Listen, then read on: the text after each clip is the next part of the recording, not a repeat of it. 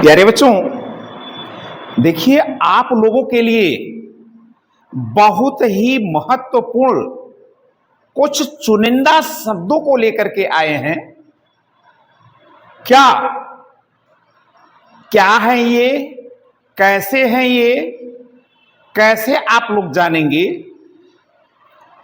तो देखिए, आप लोग पढ़े होंगे, कभी कभी कुछ शब्द ऐसे आ जाते हैं जिनको काफी सोचने के बाद भी आप उनके अर्थों को निकाल नहीं पाते हैं। तो आपको बता दें, आप ऐसे चीजों को जब पढ़े रहेंगे, याद किए रहेंगे, ज्ञान प्राप्त किए रहेंगे, तो निश्चित रूप से आपको इन सारी चीजों में कहीं भी कोई कठिनाई नहीं आएगी। ज्ञान सर्वोपरि होता है।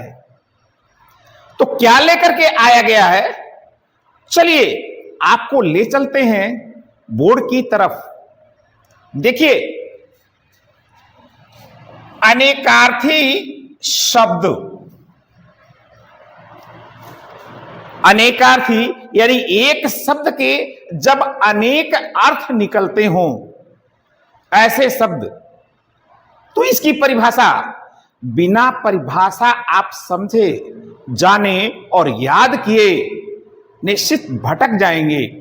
और मेरा जो कर्तव्य है, आपको भटकाना नहीं, आपको सही मार्ग पर लाना है।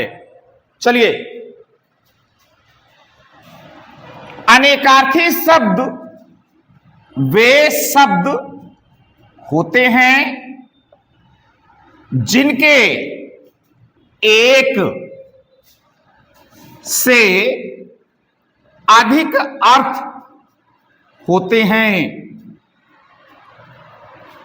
करते क्या है ये भाषा को समृद्ध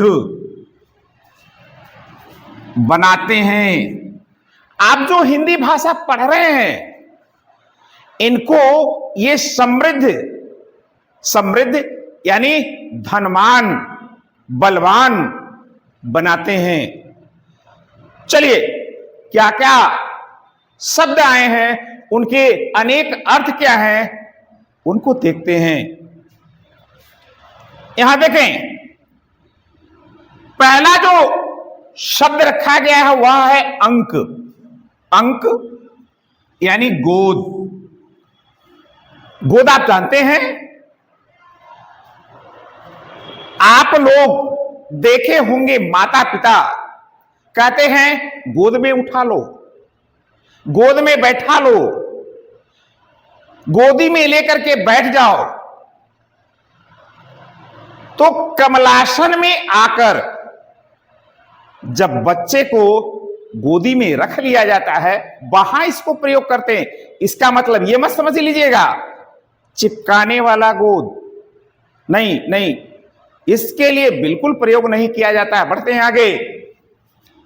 संख्या, आप लोग शून्य से लेकर के 1 2 3 4 इत्यादि अंकों को पढ़ते हैं। इसका कोई निश्चित विराम नहीं है। अंक पृथ्वी जितना अगर बड़ा आपके पास कागज उपलब्ध है, तो उस पर भी आप अंकों को लिखते चले जाएंगे, फिर भी कम पड़ेगा। पढ़ते हैं आगे। नाटक, आप लोग देखे होंगे, बहुत सारे स्थानों पर आपके विद्यालय में या फिर अड़ोस पड़ोस में, कुछ आपके गांवों में, कस्बों में, शहरों में प्रस्तुति दी जाती है। इसको भी अंक के नाम से जाना जाता है। हां, एक चीज और बता देते हैं, ये जो नाटक होते हैं, कभी कभी ये टुकड़े यानी भाग में बटे होते हैं, ध्यान रखिएगा। अक्षर, आप सभी लोग जानते हैं अक्षर को। वर्ण, वर्ण क्या होता है, आपको शुरू में ही पढ़ाया जाता है। शुरू में ही जहां से आप शिक्षा शुरू करते हैं वहां से आपको बताना शुरू करते हैं। एक चीज और जान लीजिएगा, जातियों को भी वर्णों में बांटा गया है कर्मों के अनुसार। बढ़ते हैं आगे। ईश्वर अक्षर कैसे हो सकता है?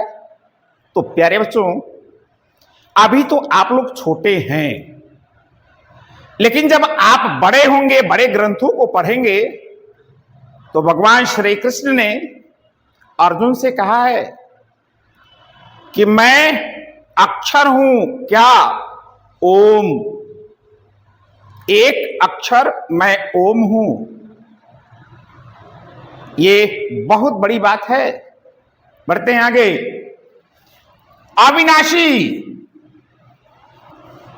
पूरी सृष्टि का विनाश हो सकता है, लेकिन ओम का विनाश कभी नहीं होता है।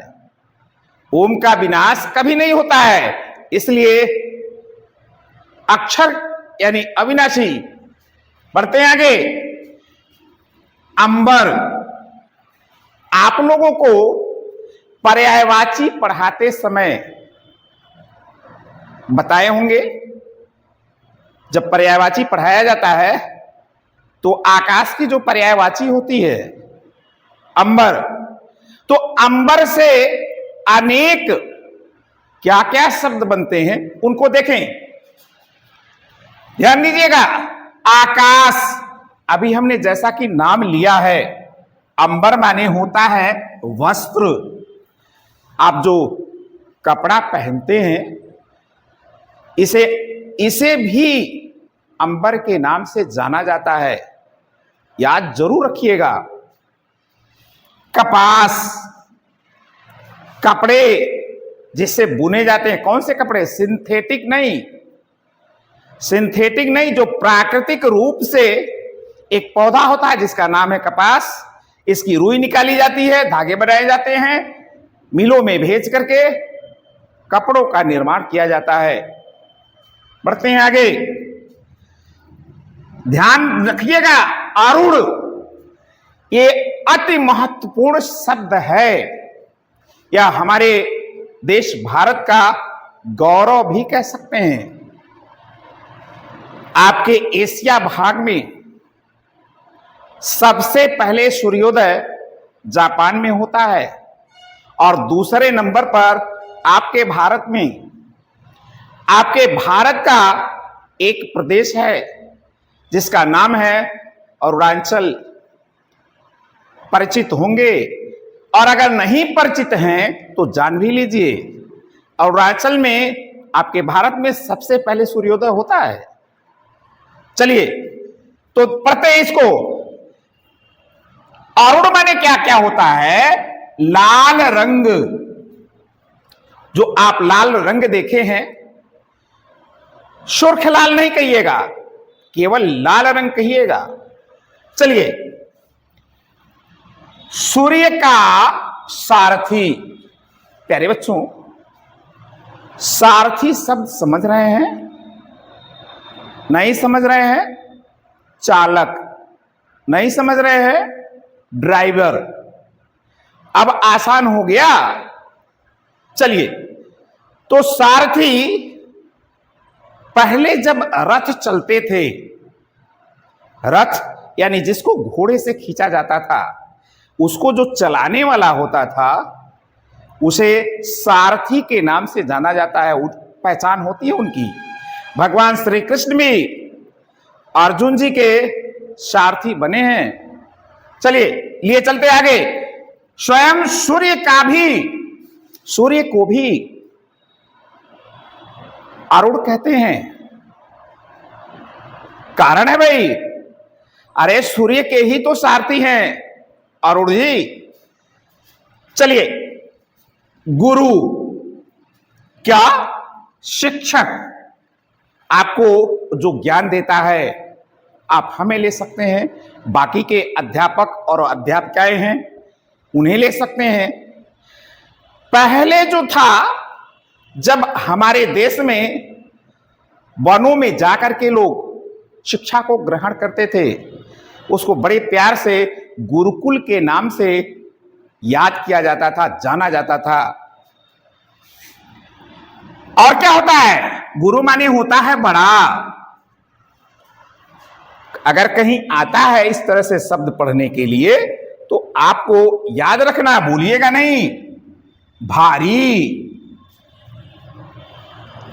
आगे लिए चलते हैं, आपको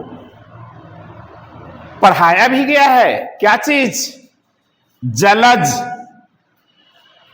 आप लोग देखे होंगे तालाबों में अब तो लोग घरों में या घर के बाहर दरवाजे पर कृत्रिम तालाब बना करके कमल लगा रहे हैं, जो आपके देश का भी शान है। शान मतलब पहचान है, पहचान मतलब आपके भारत का राष्ट्रीय पुष्प। यह पर्यायवाची शब्द है कमल का, लेकिन इसके अनेक अर्थ निकलते हैं। क्या क्या होते हैं, मिलते हैं उनसे। मोती, जो सागरों में पहले जो मोती हुआ करता था, एक प्रकार की सीप होती थी, वह उससे बनता था, लेकिन अब इसको कृत्रिम रूप से और भी प्रकार हैं उसके बनाने के, बनाए जाते हैं और इनके जेवरात इत्यादि लोग पहनते हैं। शंख, आपके यहां धार्मिक कुछ कथाएं होती हैं, आपने देखा होगा। पंडित जी एक छोटे से लेकर के कुछ बड़े तक, इनके आकार बहुत प्रकार के होते हैं।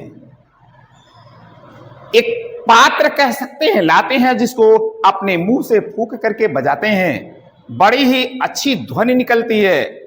और यही नहीं है, हमारे कानों के रास्ते प्रवेश करके हमारे मस्तिष्क के बहुत सारे भाग को ये तंदुरुस्त बनाते हैं। शंख या घंटा ऐसे ही नहीं बजाया जाता है। कमल यानी जलज कमल, जैसा कि हमने अभी थोड़ा पहले बताया है। नाग, बड़े डरने वाली चीज है भाई। आपके घरों के आसपास भी दिखे होंगे आप लोग मदारियों के द्वारा, या फिर विशेष स्थानों पर जब आप पहुंचते हैं, अजायब घर, चिड़ियाघर इत्यादि में तरह तरह के देखने के लिए पा जाते हैं। तो इससे या इसका अनेक अर्थ कैसे निकलता है, बढ़ते हैं आगे। सर्प, आसानी हो गया समझने में। हां, ध्यान जरूर दीजिएगा, हाथी को भी नाग के नाम से जाना जाता है, यानी नाग माने हाथी भी होता है।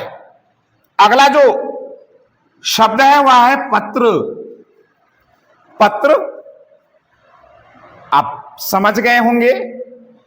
हां, एक चीज और है, अब पत्र जो है मोबाइल रूप ले लिया है। अधिकतम मोबाइल से ही काम ले लेते हैं, लेकिन एक स्थान पर जरूर याद रखिएगा। कहां, आप जब विद्यालय में छुट्टी लेना होता तो प्रार्थना पत्र लिखते हैं। सबसे पहले पत्ता, पेड़ों के जो पत्ते होते हैं, उसके बाद क्या है, चिट्ठी, अभी जिसका हमने वर्णन किया है।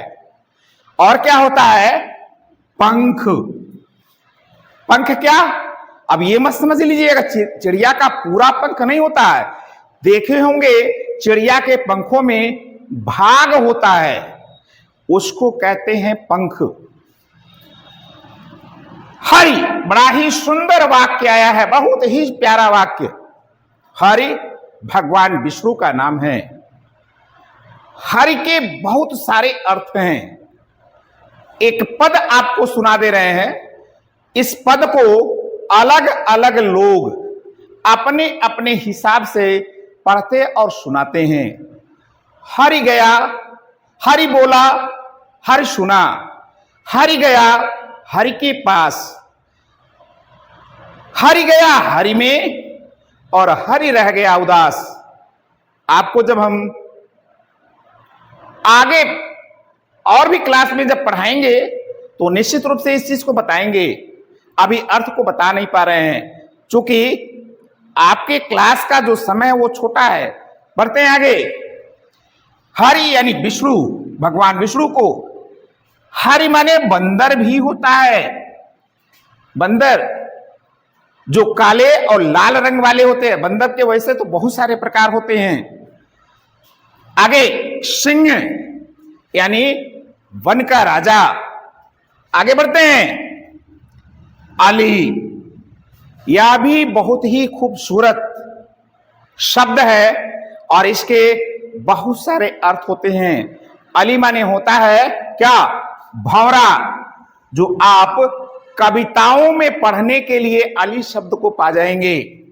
अली माने क्या होता है? और सखी, भगवान श्री कृष्ण गोपियों को सखी ही कह करके बुलाते थे। सारंग, अगला जो शब्द है सारंग, इसके क्या क्या अर्थ निकलते हैं, कि क्या क्या पहचान है? हिरण, मोर, सर्प। तो प्यारे बच्चों, ये आज कुछ शब्दों को हम लेकर के आए थे जिसको हमने बता दिया कि इनके क्या क्या अर्थ या पहचान भी हमने बता दिया। कुछ आपको उदाहरण देकर के समझाया भी है। हाँ, एक चीज जरूर करिएगा, आप अपने दोस्तों और मित्रों को जरूर बताइएगा। हमारे सर जी पढ़ाने के साथ साथ YouTube चैनल पर आते हैं, उनको आप लाइक करें, सब्सक्राइब करें, कमेंट भी करें। कमेंट करने से पता भी चल जाता है। आप नाम लेकर के अगर कमेंट करेंगे तो उसको हम पढ़ करके भी सुना सकते हैं। तो मिलते हैं ऐसे ही कुछ और ज्ञानवर्धक क्लास को लेकर के। आज के लिए बस इतना ही। धन्यवाद।